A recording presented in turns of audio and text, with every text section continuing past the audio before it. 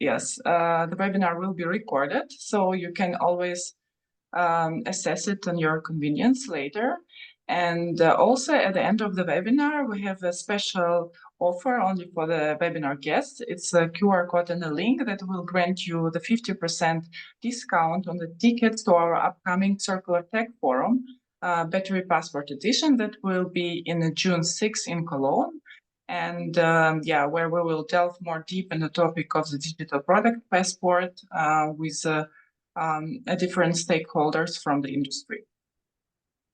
Now, I think it's time to delve more to our first presentation, and we will explore the latest findings from the Battery Pass Consortia, including insights from the timeline and the regulation landscape, the DBP framework, and standardization.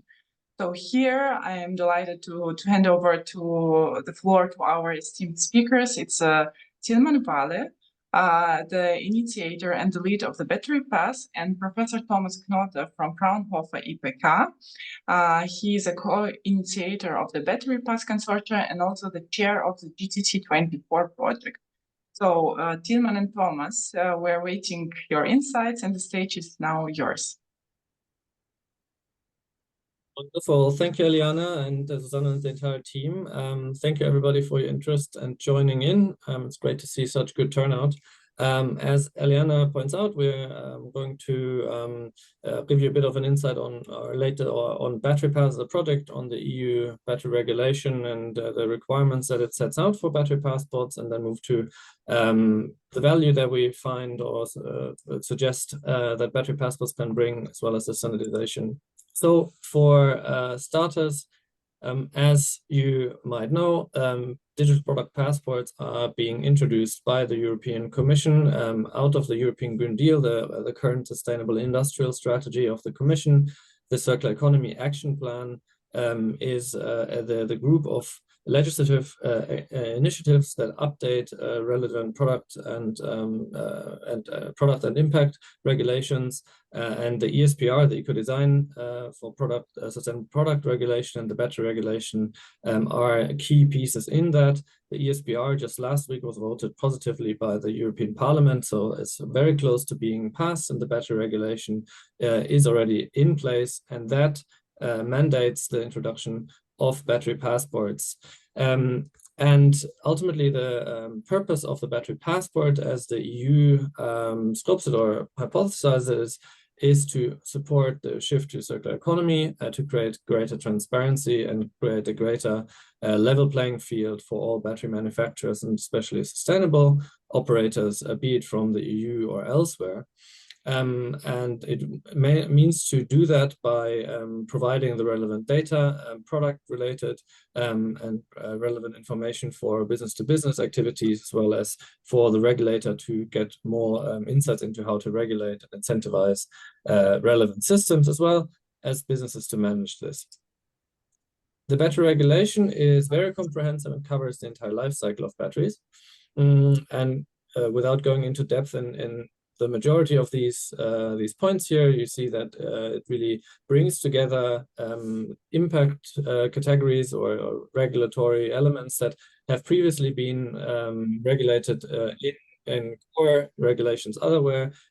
For example, restriction of substances. We already know from the REACH regulation. Safety parameters and safety labeling and marking have been part of the market access authority regulations for a long time, and due diligence also or via the CSDDD has been covered elsewhere as well. So the battery regulation is really pulling those together and enhancing them for greater efficiency and greater impact. And one of the elements that is really new is the digital product passport, that actually contains data points, or is meant to contain the data points on the specific battery along almost all of the other dimensions. So specifically, starting 2027, February 2027, it will be required for all batteries of light means of transport, that's scooter and bikes, industrial batteries with a capacity greater than 2 kWh, and all electric vehicle batteries. And the entity that's responsible to do it is the so-called economic operator, aka the company that puts the battery onto the European market. That could be the manufacturer of the final product that contains a battery, or an importer of the same. And placing on the market means here sale to the final customer or user, or also application in research, for example. Yeah, so battery cell manufacturers will typically not be required to do it, but rather the product manufacturers such as EV, automotive OEMs, or stationary storage providers. And the key point about the battery passport is that it collects data in a decentralized fashion with owned and held, operated by the economic operator. And Thomas will go in much more detail into the framework setting, so to speak, and will provide the data to specific stakeholder groups, the general public. So there's data points that are available to everybody that has a QR code scanner, essentially, notified bodies, that's the regulatory actors, as well as other legal persons with a legitimate interest, aka companies that require those data to do business and have authorized themselves accordingly. The data required, we at Battery Pass looked into the regulations and derived around about 90 data points that will be required. Not all of them are strictly mandatory, but can be interpreted as required. We clustered it in 7 categories, and you see it's fairly comprehensive, coming from basic kind of demographic data, if you will, including battery weight, manufacturing info, to labeling, carbon footprinting, supply chain due diligence info, composition of materials, and then importantly, circularity and performance measures, which we expect to be very useful for lifecycle management of batteries. This one here, without shocking you too much, the ultimately shows the overall timeline of how battery passports and DPPs overall are going to come into force. And you see that the timeline has been going on for a while. Since basically 2021, December 21, the first commission proposal now of the battery regulation hasn't entered into force in 2023. And meanwhile, the ESPR eco-design regulation process has been launched. And in parallel here on the bottom, you see that the standardization, to which Thomas will speak in much greater detail, has been kicked off also, and is intended to end 2025, which should provide a harmonized standard for the passport system, so that how it should architecturally, technically be built. Now, we expect from the data points that will be required and by the access to the various operators along the value chain, that the battery passport could create a lot of value to the economic operators, and so along the entire value chain. And that includes also the authorities, which are expected to receive information to create better policy designs or more efficient, more effective policy, which would benefit overall value chain, of course, as a whole.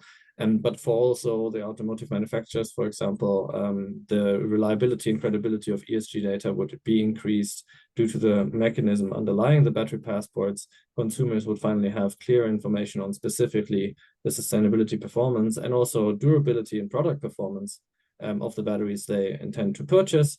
And then we look at, especially during and at end of life handling, recyclers, collectors, and logistics, as well as second life users. So those companies that repair and repurpose batteries would benefit from the data that's provided. And to validate this, we looked as a consortium into many use cases, found 12 that can be substantiated. Not the only ones, but these are based on the data that will be provided, certain that they will happen, and we quantified several of them. So do make sure to go to the website to have a look.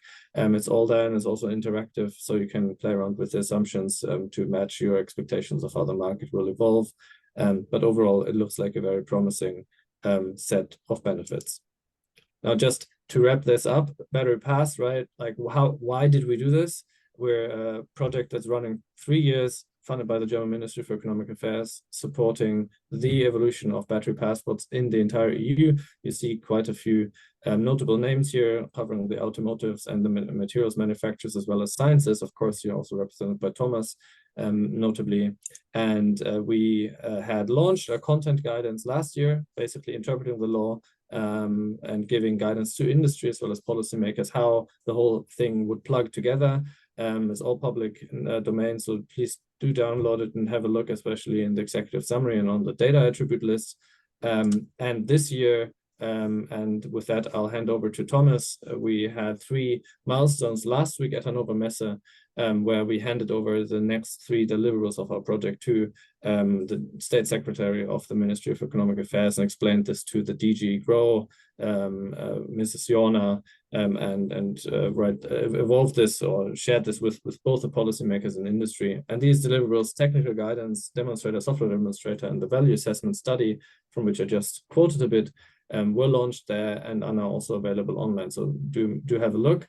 But in the meantime, I'm going to hand over to Thomas. I think you're going to share your presentation yourself, exactly, to tell you more about the technical side of things and the regulatory and standardization work.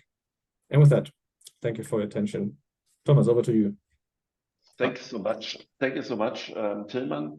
Just recap, with our battery passport, we are not alone in the world. So as Tilman explained, we have the ESPR and the respective product groups which are falling under this regulation, and they have some at least interdependencies to each other. I will refer to that, and there is already another proposal ongoing. This is the end-of-life vehicle regulation. So just to give you an introduction on that. So let's go to the item of standards and harmonized standards, because this is, from my perspective, very different understand. So on the one hand, we have typical European norms or ISO norms. They are at least driven by industry to increase product safety and quality and to allow lower transaction costs and prices. For harmonized European standards, it's a little bit different. This is just to demonstrate that product, services, and processes comply with relevant EU legislation. And this is a different purpose of that. And here we are falling under this constraints with the battery passport and with the DPP in total.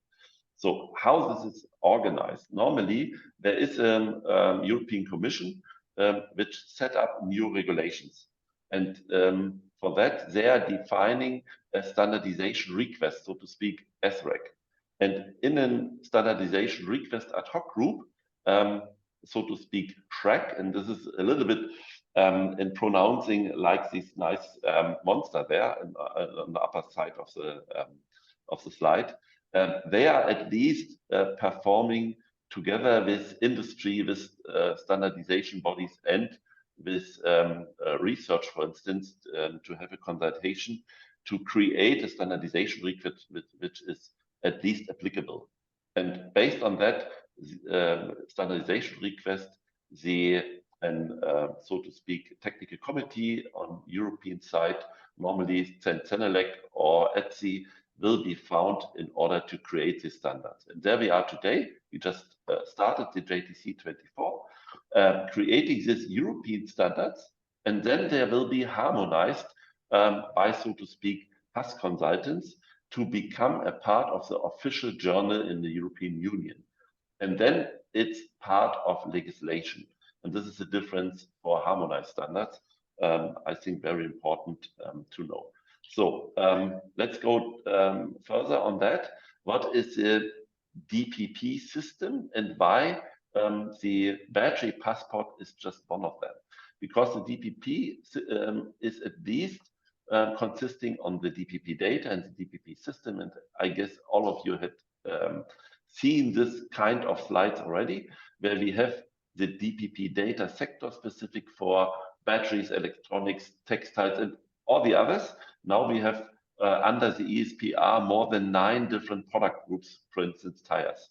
And we have on the other side the DPP system to implement and to operate DPP passports in total.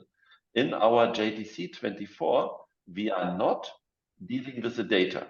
This is done in other regulation. I think that's really important, that we are just dealing with the DPP system, the technical system, and the specifications. This is one limit. The next is the process scope. A lot of you are dealing with the issue of entire value chain. Here we have the value chain of a battery from the mining until the recycling, and by this is out of the JTC 24 standardization. Yeah, this is today not defined how this is organized. What is organized in JTC 24 is really when a company, here an economic operator, is providing the data in a data repository and has to create systems to display to the different access groups, stakeholders, the battery pass.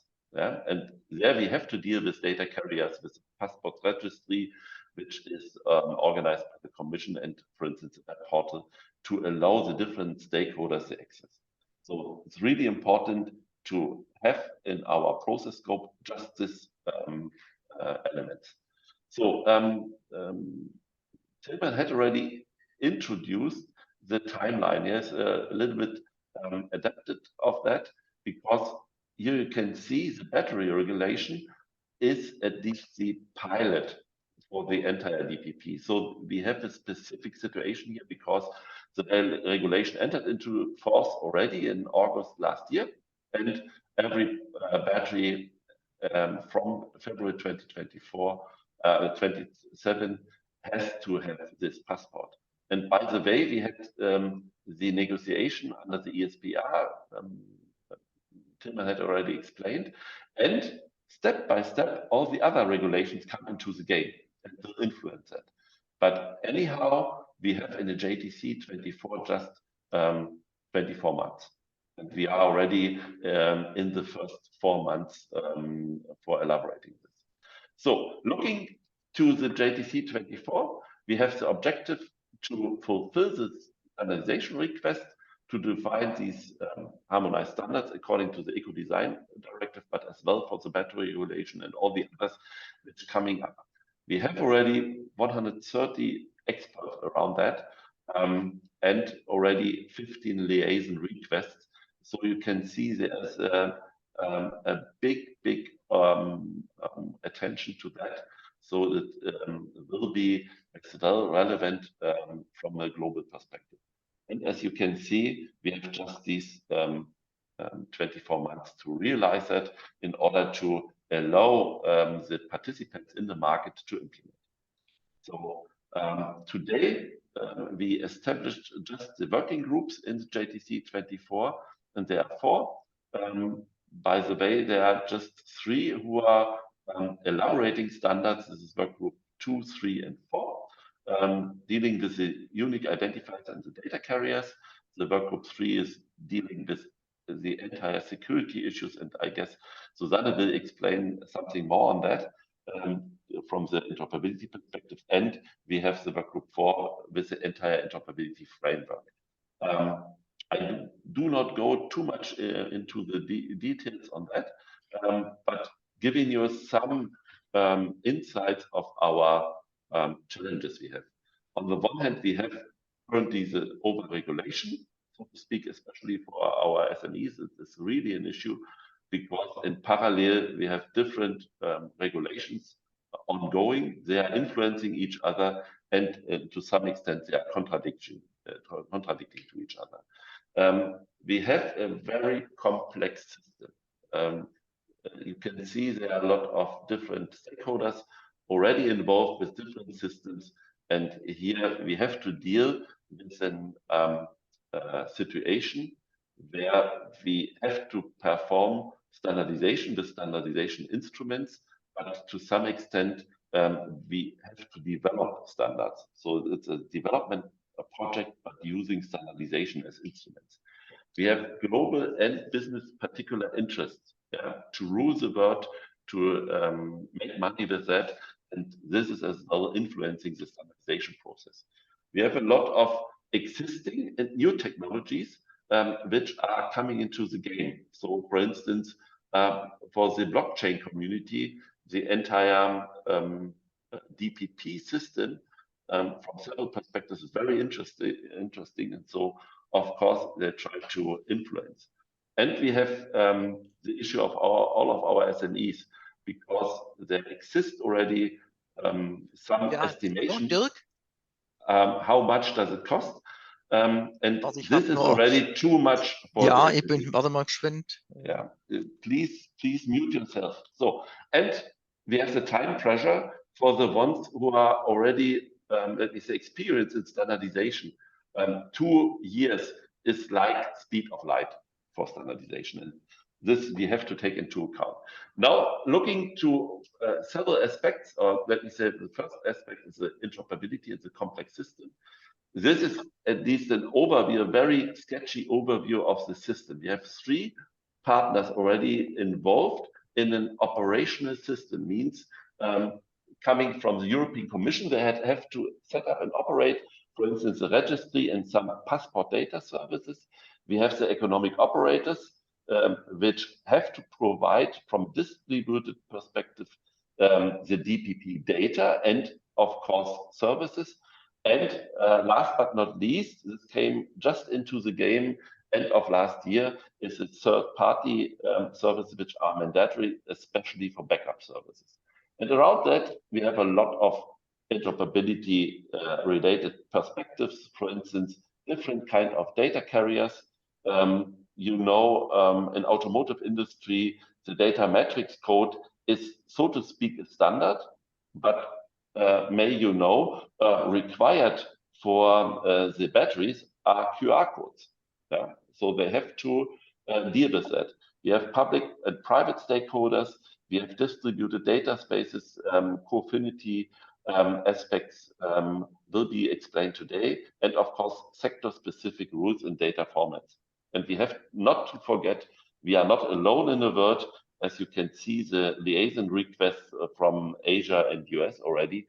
So we have to deal with it. So we elaborated, let me say, a couple of technical interoperability challenges. And just one is, for instance, the application of different data management technologies. As you can see here with these items, let me say, with different technologies, the AAS, as let me say, part of the DPP 4.0 coming from a German initiative. We have NGSI-LD, which is an ETSI standard, and we have a lot of data management standards. And what we had done in the Battery Pass project to deal with these interoperability challenges and demonstrate that they are solvable. Yeah, we can solve this. And this we had done by providing a demonstrator. This means we had taken the, so to speak, architecture and created an interoperable demonstrator architecture where you can see that different economic operators operating with their data management systems, means here with AAS, with NGSI-LD or NoSQL databases, they can operate this in parallel. So we can apply coexisting standards on the data management as one example, how to allow interoperability in order to save existing investments, to allow system development in the future, and of course to have at the end as well a manageable entire distributed system, so that, for instance, as well as SMEs can operate with low cost. This is from our perspective first, so we are keen to listen to your questions. Yeah, thank you, Thomas, for this, and Tilman. First of all, congratulations to the really successful and very professionally driven project of Battery Pass. We do not have any questions in the chat, so then I may ask one question maybe from my side. Tilman, there was in your slides only very shortly shown the impact of the battery passport. Can you elaborate a little bit more on what the concrete impact of battery passports really are? What am I saving, or how does it make the world greener? Can you comment on this? Yeah, for sure. So as I pointed out, we kind of try to separate the wheat from the chaff in our project on what the whole thing could actually do, right? Because there's many ideas of how better data, quote unquote, generally support better circularity or sustainability. But many of these may not really be connected to the actual mechanisms of how they be used. So what we did was go through with our industrial partners and also external consultation, where would the data be actually used for which purposes? And as I showed on that slide, and I'll put it up in a second again, we found around 12 kind of both business cases or use cases, how the data that the battery passport provides, by the way it provides it, and Thomas gave that framework also very well, how it would actually be applied, right? Because only if you're actually using it, you could actually create benefits. And 3 of those use cases we also quantified. Not all of them you can quantify because it's so exploratory right now, but one of these is, for example, better recycling by reducing the operational recycling costs. How does it do that? Battery Passport provides data, for example, on state of health, safety, state of charge, and then also repair manuals or blueprints, right? Virtual blowout schemas that would help recyclers really identify which is that battery, how should I handle it, how can I do this safely, and thereby reduce costs. And also during lifetime of a vehicle, for example, due to the harmonized API, right, if you will, that gives access to your current state of health, we understand or we estimate that actually the testing costs for, say, when you sell a car or hand over liability of a stationary battery, and those testing costs that you invariably need to carry could be reduced because it's just more easily accessible, more harmonized, accessible, and therefore you need fewer proprietary tools, yeah, and the training can be more homogenized. So that's just a few of those examples that we did look into. Thank you, Tilman. And in the meantime, we got some questions on the chat. Maybe we take the first one. And it says, will this be an extra system, or can, the DPP system be incorporated into existing software? This is one for Thomas, I guess. Yes, and of course, it is very much intended to use existing software on the economic operator side. And this is, I think, very important. But what you need is at least an capability to be accessed by other partners. Yeah, because there are 2 items, as I mentioned. This is the interface to the European Commission, to the registry. An interface to your stakeholders means a customer who would like to know what's behind a certain battery. This you have to, let me say, provide this interface. And as I explained as well, you have to have mandatory a third-party provider for the backup. So at least reuse as much as possible. Our standardization framework allows this and can give you at least a guideline how to have a secure access system for that. I think this is important. Yeah, we do have more questions in the chat. Maybe one last one, Thomas. You mentioned blockchain, and we have a blockchain question here. Is blockchain the only approach someone is asking, or are other approaches also explored? I believe we have to look at where to use blockchain, right? For which purpose? Thomas, Yes. what's your take on this? Yes, blockchain is a candidate for some parts regarding the DPP, and we have to be as technology open as possible. So this means we have to allow for, let me say, issues from the data security perspective, but blockchain is not the technology in the for the battery passport and for the DPP. So this means the entire framework will allow, but it will not define a blockchain. And there are some aspects in the current standardization request which, let me say, limits, from my perspective, the application of blockchain. Okay, thank you, Thomas. I would suggest that we move to the next speaker. However, Thomas, if you would be so kind to look at the chat. There are some open questions Yes, and get will back to answer them while we hear Ricky, and I give back to Eliana for this. Susanna, I have one comment, Yeah. just because it seems to some extent that the battery pass project will provide a battery pass. This is not true. This interoperability framework opens the application of different battery pass systems. So we are not a competitor of a battery pass system provider. I think this is very much important. So now I answering the question in the chat. Thomas Tielemans, thank you very much for the interesting discussion, and we can continue to answer the question in the chat. And now we're moving forward to our second presentation, and this is the Spherity, whose battery passport solution made history as the first solution of the battery passport on the Katana X marketplace. And today we are honored to have Ricky Tierman, who is the product owner of the GPP in Spherity, and he will enlighten us on the verifiability of the digital battery passport, its critical challenges that are related to the verifiability and interoperability. So Ricky, the stage is yours. Thanks, Ayana, for the very warm welcome. So yes, speaking about solution providers, we are one, and that's the reason I'm also talking about some challenges we are facing currently in regards of verifiability and interoperability.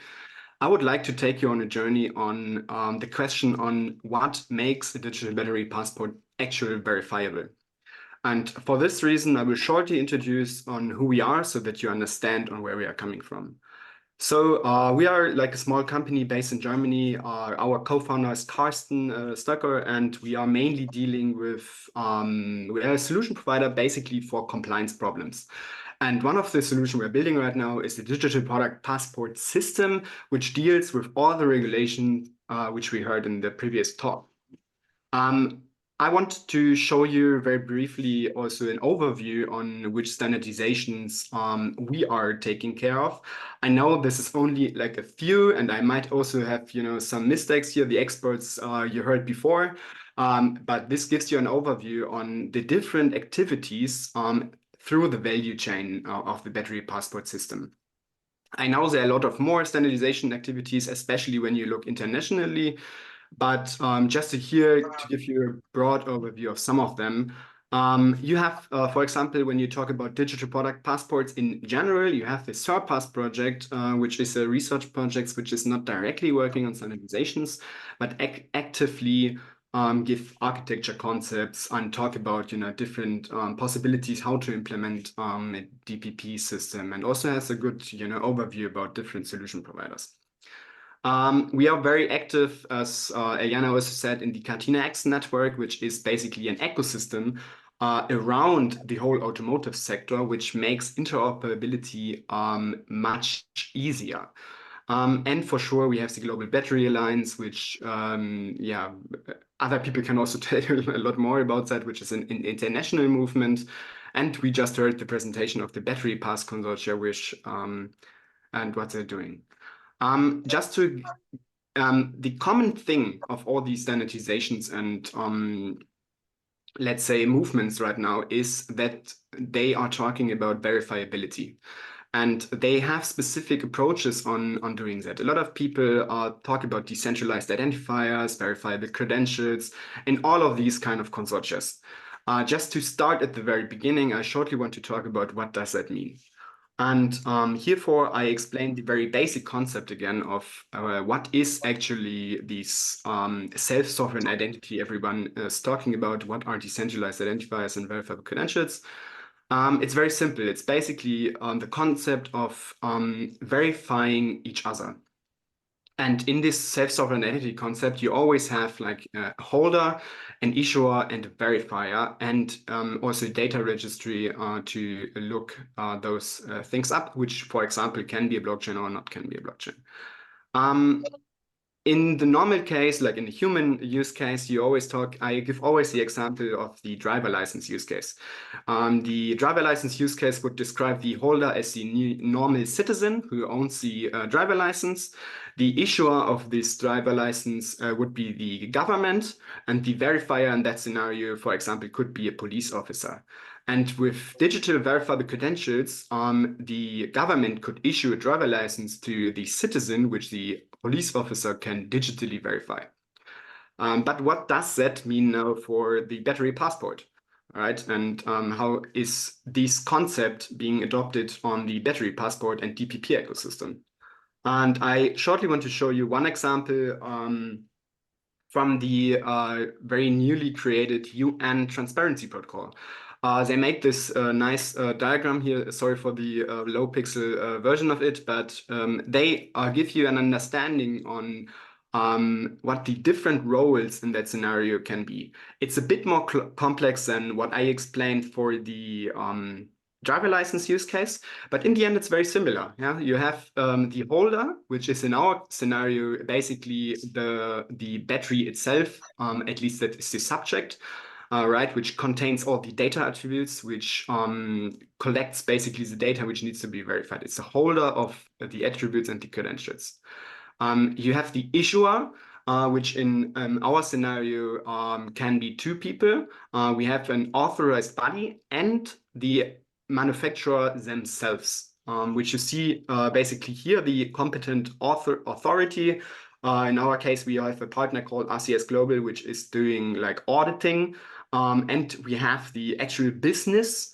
So the one which creates the economic operator, which puts the battery on the market. And there might be in the future also traceability events, which also basically is a kind of an issue which adds certain information to the battery passport. To keep it simple, we would always say the issuer is really the manufacturer and the authorized body. And last but not least, the verifier is you and me. Again, this case, the normal citizen, at least for the general public information of the battery. So the one who scans the product, the one who scans the battery and wants to verify it. We heard earlier that there might be other roles as well. For example, the customs or authorized people who wants to see more detailed information. This is for sure also possible. But how does it now look like? What is an actual verifiable battery passport? I listed down here some standards. This is not all, I made some dots and also there are a lot of more standards which you can bring into to create a verifiable battery passport. But in the end, it's nothing more than a JSON object, which you see on the right with a proof underneath. Complying with some technical standardizations and also some semantic standardizations from different ecosystems and different initiatives. And the normal way is that this one JSON, one or multiple JSON objects are signed by the economic operator and or by trusted authorities such as trusted auditors or trusted entities. I just have a bigger view on this. This is just one example which we did. This can look from an attribute perspective very different. I don't want to go into the too technical view. I think we have like a different level of audience here, so I just keep it short. The very important part is you have the proof, which is the cryptographic method to verify this passport, and you have the actual data in the subject and some metadata in the top. If you have questions on that, we can elaborate later. Now, before a verifiable battery passport is not only about verifiability. It's also about interoperability and also about how to resolve a battery passport. We heard earlier today that there are a lot of methods on data carriers and there are a lot of methods how to resolve a battery passport. I have taken this one here from the Battery Pass Consortia as well, which we also saw earlier in a kind of different version, just to show you that at the moment there are two ways, at least from a Battery Pass Consortia and also others, how to resolve a battery passport. You know, that's not a final version. A lot of, you know, moving targets, I know, and I'm also, you know, maybe not correct here. But you have the possibility to, as an end consumer, to scan it, and you are basically, through the central service of the European Commission, able to resolve the actual battery passport because you're connected to the DPP system. But there's also another way which is being discussed, which is basically the QR code, which is directly issued by the economic operator and the DPP system, where you directly connect to the actual DPP system. This is from a battery pass point of view. I know, and I picked on purpose these two examples. There are also other ways how to resolve the battery passport, and this is what we have here from a Catena X point of view. We have in Catena X, I have taken this one from the association. We have the whole concept of the data exchange inside the ecosystem. Yeah, I also don't want to go into the details here, but you basically can also resolve battery passports with the exchange of an EDC with all your members. But there is the optional possibility to also resolve public DPP pages for the general public through like an extra published version of the DPP. But it's slightly different to what we've seen before, because you have some possibilities to resolve the battery passport through an Eclipse data space connector or like a digital twin registry. We at Verity thought about a way to combine these two or other ways as well on a kind of resolvable, verifiable way. And this is what we came up with. We thought it is the best way to directly connect in a decentralized way with the product passports. So in our scenario, we thought there is, you have like a DID, a DID, a decentralized identifier plus a resolvable link, so that anyone with a phone can easily scan it and reach the passport. And how does it work? I don't want to go into the details here, but you are resolving the DID in the direct way to see the DID document to get to all your services. Yeah. But there's also the second way, which is like a possible way which we may need to do, is you go from the DID to the European Central Service Registry to then resolve the DID and the document to receive the battery passport information. And with battery passport information, in our case, we have like a battery passport UI, human readable, the credential registry with linked verifiable presentations that are details. This is basically making the passport verifiable, and or also the possibility to link to the Catena X components such as the EDC or the DTR. And because that was a bit technical, I have also prepared like an example for all of you to check it out and how it works in a live version. And therefore, I prepared this slide here with an actual QR code to a battery passport, which we prepared with our tool to a public battery passport. Please, you're invited to scan it. If you're not able to scan it now, take a look at the recording. You will be redirected to a battery passport page with actual, the way I just described, with resolving the DID, and also seeing a way to actually verify this passport. Have in mind that the semantics which you see there are just semantics which may or may not be aligned with what we've seen today, but we have easily the possibility to align it with any semantics which we get from Catena X, which we get from Battery Pass Consortium or any other standardization groups. And I'm happy to answer all of your questions at the last slide. Thank you, Ricky. Susanne. Thank you, Ricky, for this. So there is, I'm not sure if you can answer that, Ricky, or maybe Thomas, if he is still there. The first question that comes here from the chat is interesting because Thomas mentioned that there has been a solution developed as part of the Battery Pass project. Now we see the solution of Verity. How do those two solutions differ from each other? Can you say something, Ricky? Do you know kind of the Battery Pass technical demonstrator? Can you Yes, say yes, something? yes, yes. I can try, and please, Thomas, correct me when I'm wrong. Yes, Yeah. yes, So going to this one, I know it a bit, and I know that for the demonstrator, you already implemented the fictional or European registry for like resolving the battery passport, which we currently did not. Yeah, we have it in mind, but we haven't done it in the actual demonstrator, which you saw at the very end. But from my point of view, it's very similar on how to verify stuff and how to, prove signatures. I think we are not very far from each other. You can see from the presentation of Sverity here, this starts with the DID and the link, where we have today the big fight is between a lot of other providers regarding data carriers and unique identifiers. Yeah? You can imagine the identification is at least the key access point for a lot of, let me say, business interests. And what we had as well in the Battery Pass project already, let me say, elaborated is how to have here as well coexisting standards.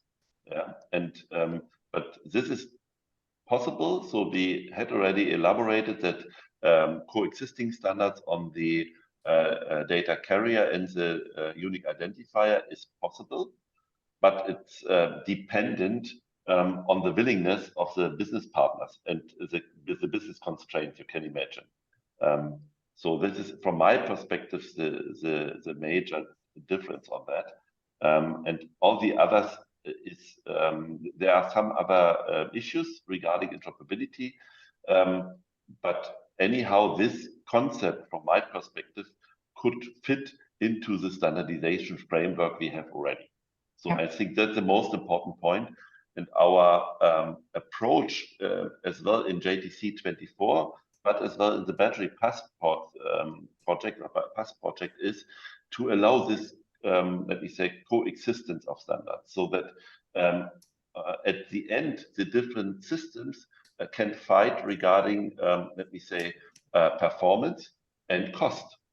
And this is what we would like to allow. Yeah.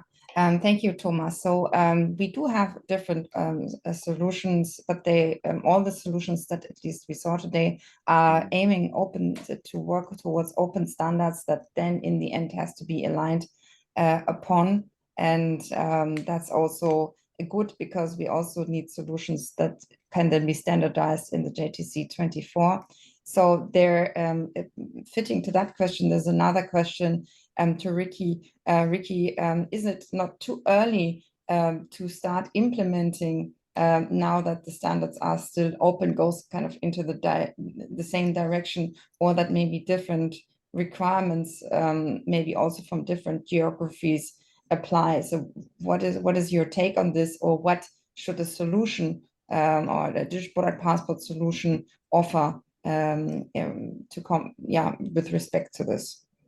Yeah, thanks for the question. So I think last year I would have answered yes, it is too early. But at the moment, from the past 2 months or past few months, I think we see a divergence of standardizations and going in a very similar direction. So with the UN Transparency Protocol, also the things which are going on in Canada and in British Columbia, with Latinx going in the way of more verifiable passports. And I think it's the perfect time to start preparing for what is needed in 2027. Thank you, Ricky. And then we have a question that comes, which is not technical. It's around the carbon footprint calculation method. I know Tilman has already left. Thomas, do you or someone else wants to say something about the carbon footprint calculation method? Otherwise, no. I can just give a bit of background from my work also in the GBA. So there are different calculation methods for the carbon footprint. There's the product carbon footprint, the PEF from the European Commission. There is PACT that does a calculation method. Catena-X is doing a calculation method, and even the Global Battery Alliance has their own ideas about calculation methods.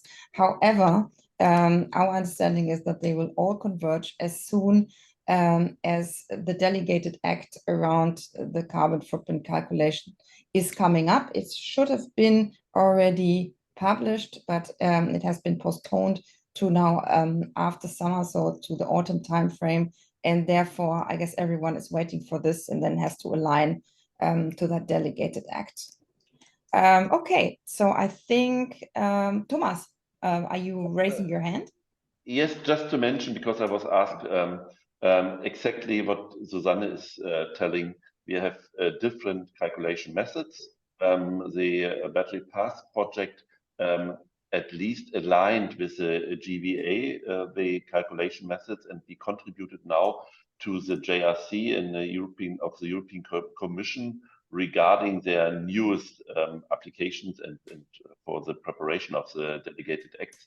So at least it will come to a conversion. But I'm not a carbon footprint calculation expert. Sorry for that. Maybe just 2 cents towards that, because Susanne, you mentioned it as well. Catena-X is exactly doing that for the automotive industry as well. So there is a standard based on, you know, the basic EU regulations right now. So they're getting there, but it's the focus here again on the automotive industry. So there are guidelines. There's a rule book actually, which you can see online and dive in on what was decided really on what is relevant for the calculation and which tools are being used here. Yes, Jon, that's the Catena-X rulebook, and there is also a rulebook for batteries from the Global Battery Alliance. And I consider, and there's also one from PACT, which is also targeting the mobile industry. So there are several ones, and it's good that we have those ideas, but I think they have to converge to something that we then all use after this delegated act is coming out that we just discussed. Okay, so I don't think we have more questions. Then I give back to Ileana. Yeah, I think thank you very much, Ricky, and I think it was a very nice handover as we move towards the culmination of our presentations. And here I'm glad to introduce the final speaker. It's Jon Becker from Cofinity-X, and Jon will share his expertise about Catena-X ecosystem and the role of Cofinity-X in there, and how the collaboration between the suppliers and customers throughout the automotive value chain is happening. So, Jon, we're very eager to listen to your insights. Perfect. Thank you, Ileana, for your introduction here. Also, thank you to the previous speakers, because they already took a bit of my work here already, because I heard Ricky talking already a bit about Catena-X and the work streams happening here really, and what's going on here regarding the digital product passports and the battery passports. Also about the self-sovereign identity, which is really relevant, but that's something we're gonna talk now here about. So hi together, it's great to be here. I'm Jon, and I want to guide you a little bit through what Catena-X is doing, what Cofinity-X, our company, is doing here, and maybe cut through all the theory here at the moment and go into really practical mode. So how to really keep working, how to integrate, you know, these tools you heard, how to integrate maybe the digital product passport, and really unleash in the end the potential here of Catena-X. And to do so, I will actually start also theoretically and go on from this theory part to really the practical hands-on part. So throughout this, please feel free to write your questions in the chat. I hope to answer them later on. So really, what is it all about? What is Catena-X? And to explain it, I love to show actually this slide here, because it really showcases the evolution of data sharing throughout the history we had since the birth of the internet and data sharing. And at the beginning, really, there's this traditional supply chain we work on. So it's the linear information flow throughout the supply chain. OEMs share data with their tiers, and the tiers share data to their tier X's and N's and whatever. And information is always stuck in between these partners. So there's not much cross communication and not much sharing of the knowledge which is actually in this whole supply chain, because there's immense amount of knowledge in here. So to solve this issue at the moment, companies start to create digital platforms. So that's the next step of the evolution here, which we work on currently right now. So there's a large amount of platforms, central digital platforms, where different partners and parties connect here and exchange data. However, data is always stored inside of this. It is also kind of like a gatekeeper, because it is not really decentral at the moment. And there is more and more platforms working, but they're not interoperable really to each other. And that's now the amazing part, because now we're getting to the next step of the innovation, and that's data ecosystems. And I'm sure you heard of it. It's like this. It's not a new technology. It's already something new. It's certainly like a peer-to-peer network. So a sort of data space. And here, data is connected directly to each single partner in this whole value chain, and to each partner of this ecosystem. And the people and partners are identified here and receive all an identity where they can be found in this network and directly exchange information and data. And that's exactly what Catena-X is. So Catena-X is one of the first projects and one of the biggest EU-funded projects in the automotive industry. And the goal was to exactly create such a data space, so such a data ecosystem. And the goal here is really to reduce all these inefficiencies we saw with all the other platforms, and really gain more scale and higher efficiencies, more trustworthiness, more collaboration, and by that to really drive a more like a data-driven value chain here. So to not have any lock-in effects, etc. And these are the reasons to create and work with the data ecosystem. You might wonder why I'm explaining this, because I mean, this is the basis on how everything else works and what Catena-X is doing, and what also in the end the basis on the different applications like the battery passports. So this is really that. So Catena-X itself is an association. So we heard and we talked a lot about right now about standards, interoperability. I remember Thomas and Ricky mentioning it quite often already. And there are reasons for that. There are reasons why this is relevant. And the automotive industry itself has their own way to communicate here. And that's why there was a reason to create this kind of, project in the end, to create standards, to create certifications, and to create like a governance within this certain ecosystem. So it is certainly like an association here, really. So Catena-X, as you can see here on the top right, it's an association. As for now, I think it's 174 partners, all from the automotive industry, who got together in expert groups, in working groups, in committees, and to identify the needs at the moment, really. So all the regulation, we talked about the REACH regulations, etc., and to build on these use cases and to build on the standards on how to communicate here, really. So it's about finding out best practices and to find out really, tailored automotive specific requirements in the end. And this is what the association is doing on the top. Then we have the development environment, and here it's really where the magic is happening. So the last 3 years, a lot of companies got together and developed these different use cases, of which one was the digital product passport and the battery passport as well. So identifying here in a larger group with different parties and companies how to start, to sharing the data here in this ecosystem. And then on the right, we have the operating environment. And that's where we come into play. So this is really the space where we create the transparency and the trust. We create we enter the participants in the ecosystem, and that's what exactly Cofinity-X is doing. So we as Cofinity-X are doing that. We develop and operate really Catena-X. So everything you heard right now from the standards created here from Catena-X, the different semantic modules created here, the regulatory frameworks, the architecture, all the operating models. Exactly all of that is trickled down, and the fundament is Cofinity X here really, because we operate this ecosystem here. So we develop and operate various applications. We operate the core services, which is the showcase of like having a marketplace for our services for Catena X. And we're not just one small company, even though we're just a year old, a bit more than that. We're a joint venture of all these companies. And I think it's important to know that this company was created just because of that. We needed a decentral approach here, and that's what Catena X is doing really. So these companies got together and created Cofinity X. So we, as operating company, can onboard companies here to the ecosystem.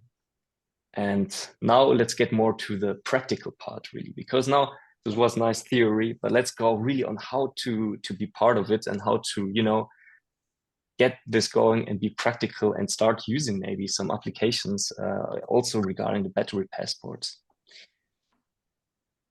And for that, it starts quite easy, because to start really with within this Catena X ecosystem, you need to have you need to sign a simple framework agreement, and I can't stress out how important this is. You claim your identity, and the identity is something Ricky mentioned also beforehand. It's this self-sovereign identity, and it's a verified, trust, and secure ID number, which helps you to be found in this whole ecosystem. So it cannot be used by others. It is only the one by one company. So each company who is part of this ecosystem will have such an ID, which is verified, trusted, and secure. And you will receive that once you have the framework. Then from then on, really, it's about how can I really start exchanging data here. So you will receive this idea, and this will give you the opportunity to do so actually. So for that on, you will have to integrate a connector. And again, here Ricky mentioned in the past, there is this connectors available right now. So they are data space connector components, and they are integrate various tools. I don't need to get specifically more into detail here, but you need to integrate this in your home systems really. And this connector helps you to securely exchange data using Catena X standards. And the standards also integrate, for instance, we talk right now about the PCF, so the product carbon footprint, or the CO2 calculations. So these are standards integrated here, which will be then based on once you share data here really. So this is all, you know, identified prior the data exchange. Something also really important to mention here is that data itself for you is always in your house. So it is interoperable. It will be at yours. Nobody will be able to see it except you decide to do that. Others can actually find out and receive and fetch this data. And then the last step is to really build data value chains. So this is really about the active data exchange between all these different OEMs. So if we talk about, here we can talk about digital twins from batteries, as you saw beforehand from Sverity as well. So to create these identifiable digital twins with all the information required to follow the regulations here from the European regulation. And this is great because here exactly this is happening. So data from all the value chain, which is required to show the product passport, can be stored in one place. And the great thing as well is here that the data itself is always coming only from parties who actively decided to show and provide this data. And this is exactly how this works. So you will always have two companies who need to identify really the data they want to share. So both companies, you can see here on the left, you have the data provider, and here on the right, you have the data consumer. Both companies would need data space connector. And this data space connector is essential really, because for me to understand and to explain the data space, really, I love to use this metaphor here that that just the sum of these connectors is one data space. So you might have 5, 6, 7 companies, and there's connectors here as well. The sum of it is really one data space, and the data space itself is aligned like this, that there's one language to communicate here really. So in the end, to get more practical here, you have maybe on the left hand, you have one company, like let's call them ZF, and on the right you have another company that's called the Mercedes, and they decide to exchange data, and they can always say on what terms they want to exchange the data. And data is not stored somewhere at the Cofinity X, it is just placed at each of these companies and needs to be retrieved directly from them. And I think that's important to know. We as Cofinity just provide the identity here really, and the baseline and the fundaments to make this really happen here. So what does this really all boils down to? Really in the end, it's about, this is the deep tech here. So this is the technology which is based on, I just mentioned the data spaces and everything connected to it and how to be part of this ecosystem. But in the end, it's actually about the applications. So in the end, Cofinity X, we operate one marketplace, and this marketplace offers various applications and services that help you to be onboarded. Services integrate some advisory services like from consultancy companies who help you to be part of the ecosystem, to help you to integrate this, to help you maybe to also understand the digital product passport, and to understand the regulations. So these are services that can be offered there, but the more important thing is also that there's applications listed on this. And the applications, they are shown here. These are third-party applications in the end. Of course, Cofinity X has their own applications, but there can be separated into two groups. And I think it's important to know that one group is the enablement really, so to be part and to connect to the ecosystem. And the other one is applications which use this technology. And that's amazing really, because there we have, for instance, the battery passport application already on our platform from Swaberty and RCS Global. So this is an application which is here already, which is using all the fundaments we were creating for the, of course, at the moment, the automotive industry, and using here really. And the great thing is, because we are interoperable, there might be more and more applications coming in the future, but they will all be able to communicate in between. And that's amazing, because with this, you can have multiple applications here. Every company can choose their best provider, their best, battery passport or digital product passport in the future, but they will all be able to communicate in between. And why is this important? Because we have here an ecosystem. We need to share the data in between these. And then in the end, it's just to integrate those. And to do so, feel free to get in contact with us. Otherwise, I'm looking forward to your questions and to get more deeper into this. So thank you. And I'm handing back to Iliana and to see your questions here. Yeah, okay. Thank you, Jan. And I hand over to Susanne. Oh, sorry. Yeah, Jan, thank you for introducing Catena X and also Cofinity X to us.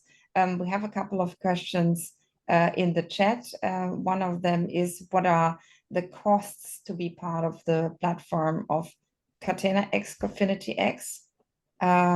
Is one question. Yeah.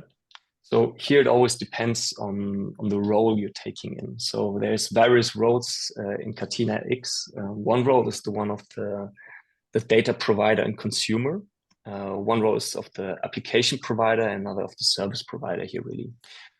Depending on from where you're coming from, if you're an application provider, so you want to showcase your app here on the marketplace, it comes with a monthly fee.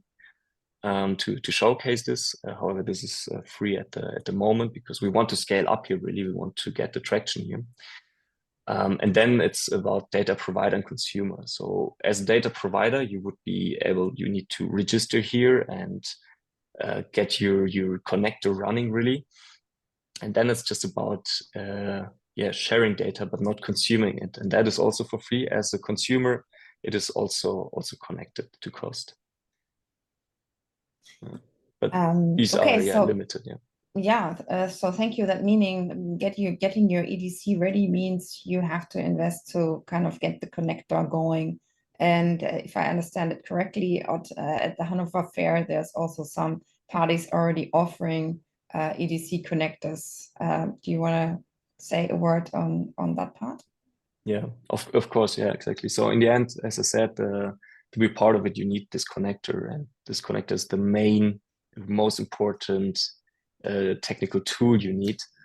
And there's multiple companies offering this, so you can choose really in between these. And what they do is they help you to integrate this into your company system. So they will add it to your build connection to your ERP or MES systems. And then it's really just about how you get your own, data structure and company structure aligned to these EDC connections and the data requirements really needed to take part and in the end for various, the applications like the battery passport, for instance. So there's different data needs, and you need to firstly align internally what is needed to get these datas ready, and then it's about how to connect really semantically to these, to the EDC, and then to share this data. But there's different providers to do so.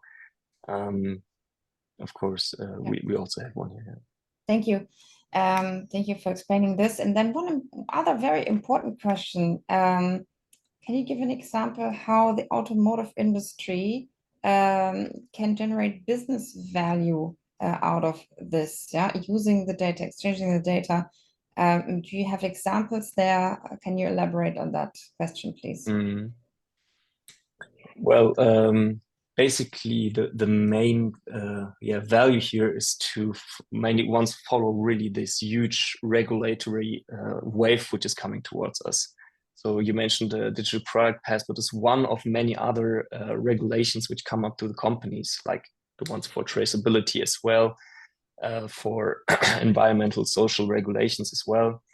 And the Catena-X network is one way to solve all these issues as well. And they solve these issues as well by, defining their own way to communicate throughout this really big, ecosystem as well. Because in the end, how many companies are in the automotive supply chain? We talked about 270,000, just being part of it, And of course, there's a big, win if all of them start to exchange data in between and exchange data which is aligned to the same language, because it will be easy to understand. So in the future there will be also potential to scale up faster, exchange data faster, because at the moment I showed you at the beginning this different approaches and the evolution of data sharing. One is at the beginning really to share the data linear. So you would need to create as a company in this automotive supply chain the API to each of the different companies and need to connect to each different maybe platform as well. But with this ecosystem approach, this is not needed anymore, because you would be able to just show that you have the data ready to consume here, and then others can really consume this data. And that's amazing. Then you don't need to establish the connections really to each individual company here. Yeah.